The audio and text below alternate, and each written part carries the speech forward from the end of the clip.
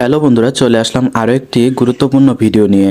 আজকে আপনাদেরকে খুবই গুরুত্বপূর্ণ একটা বিষয় বলবো। সেটা হচ্ছে একজন ভাই পোস্ট করেছিলেন এই লেখাটি। আপনারা যে স্ক্রিনশটটি দেখতে পাচ্ছেন, এই লেখাটি একজন ভাই পোস্ট করেছিলেন।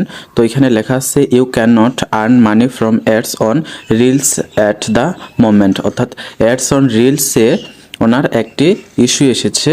ওই ইস্যুটা কি এবং কিভাবে সেটা রিমুভ করবেন সেই বিষয়ে বিস্তারিত নিয়ে আজকের এই ভিডিওটি। তো বন্ধুরা, চলুন শুরু করা যাক।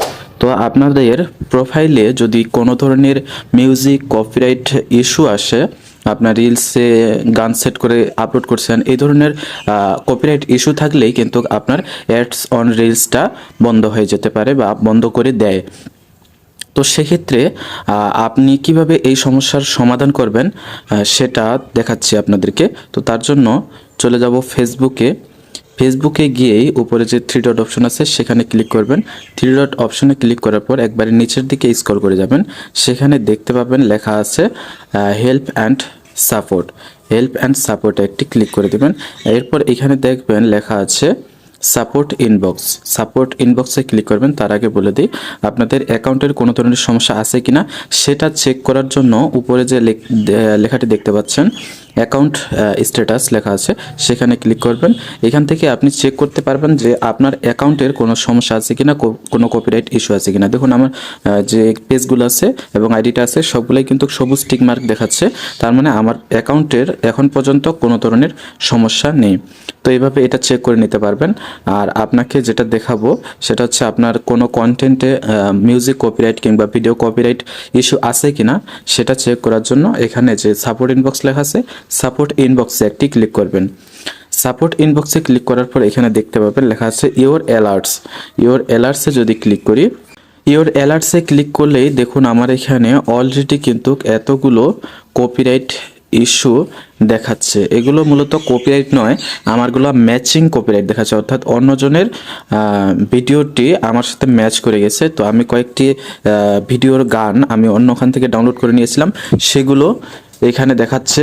তো এই ধরনের ডাউনলোড করা গান যদি আপনি ব্যবহার করে থাকেন, সেগুলোই কিন্তু আপনার ম্যাচিং কপিরাইট কিংবা কপিরাইট ইস্যু আসে।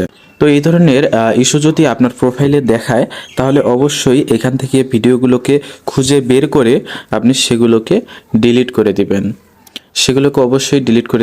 এবং এখান থেকে একটি অপশন রয়েছে। ধরুন আমি প্রথমের যে ভিডিওটি রয়েছে এটি ক্লিক করলাম। এটি হচ্ছে আমি একটি ভিডিও আপলোড করেছিলাম, সেটা হচ্ছে ফেসবুক থেকেই একটি গান ডাউনলোড করে এখানে আমি আপলোড করেছিলাম, এই জন্য এটা দেখাচ্ছে। তো এখানে সি ডিটেলসে ক্লিক করব। সি ডিটেলসে ক্লিক করার পর দেখুন আমার এখানে ক্লোজ দেখাচ্ছে। অর্থাৎ আমার এটা যে কপিরাইট আসছিল, ম্যাচিং কপিরাইট আসছিল, আমি এটা কিন্তু অ্যাকসেপ্ট করে নিয়েছি অলরেডি। এই জন্য এটা হচ্ছে যতটা অ্যাডস অন রিলস থেকে ইনকাম হবে তার অর্ধেকটা পাবে যেখান থেকে আমি মিউজিকটা ডাউনলোড করেছি, আর বাকি অর্ধেকটা আসবে আমার কাছে। ঠিক এই প্রসেসটাই আপনারা একটু লক্ষ্য করবেন। আপনাদের এখানে ক্লোজ দেখাবে না, অন্য কিছু দেখাবে।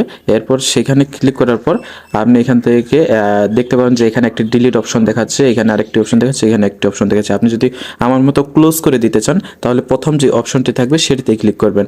আর যদি ভিডিওটি ডিলিট করে দিতে চান তাহলে শেষের যে অপশনটি আছে সেটিতে ক্লিক করে আপনি ভিডিওটি ডিলিট করে দিতে পারবেন।